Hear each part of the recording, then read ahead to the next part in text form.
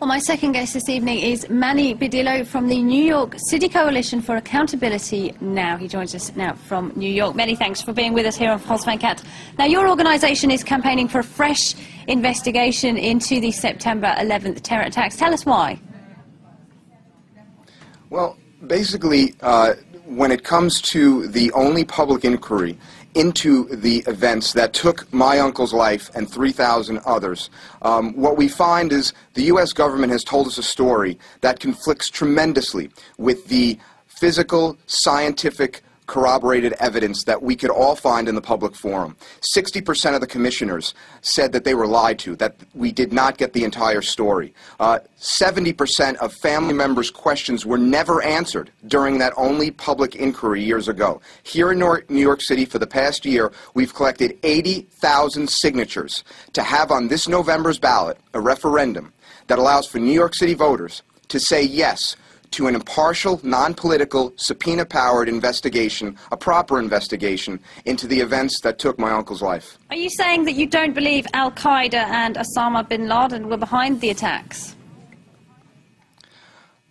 I do not believe Osama bin Laden and Al-Qaeda were behind the attacks. The evidence doesn't point that way. Al-Qaeda is a database of mercenaries that the CIA kept in the 1980s and 90s. Osama bin Laden was working for the CIA, as per Sybil Edmonds, a whistleblower who testified to the 9/11 Commission, but her testimony never got out to the public, said that Osama was working for the United States government up until 11, and look how conveniently he's worked for us since. I don't even know if the man's still alive. I do know that for the past 5 months, I've been reviewing, along with so many others throughout the world, that the scientific, peer-reviewed and refereed study put out by Stephen Jones and Kevin Ryan and 8 other scientists from here in Europe have proven that there are highly engineered, military-grade explosives found in the debris of the World Trade Center. This corroborates the hundreds of first responders and firefighters that said they were heard explosions and bombs going off in that building. Now, how did Osama bin Laden and Al-Qaeda get in there and do that? Who are you saying is behind the attacks?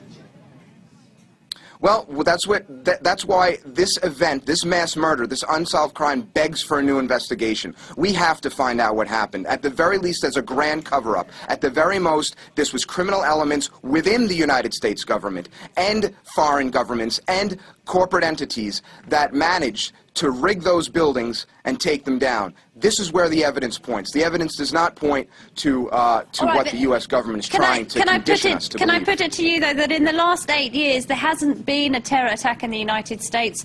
Many people say that the war in Iraq was the wrong thing to do, but that the war in Afghanistan, as President Obama says, is the right theatre for the so-called war on terror. Would you not say that the fact that there's been no terror attacks in the last 8 years means that the U.S. administration is, at least now, on the right path?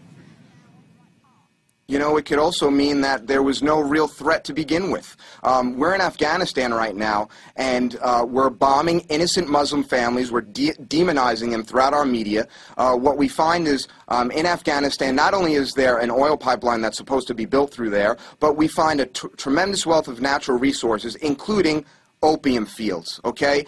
Last year had the largest opium crop in the history of Afghanistan, and this is when NATO is there. I mean, what's going on? We know the CIA has been bringing drugs into this country, the United States, for the past 5 decades. So now we have NATO and U.S. forces in control, supposedly, of Afghanistan, but yet the poppy field crop is the largest it's ever been. What's going on? Mr. Badillo, many thanks indeed for joining us. I'm afraid we will have to leave it there. Well, that's it for tonight's Focus. We'd like to remind you that any views given by our correspondents or our guests are not, of course, the views of France 24.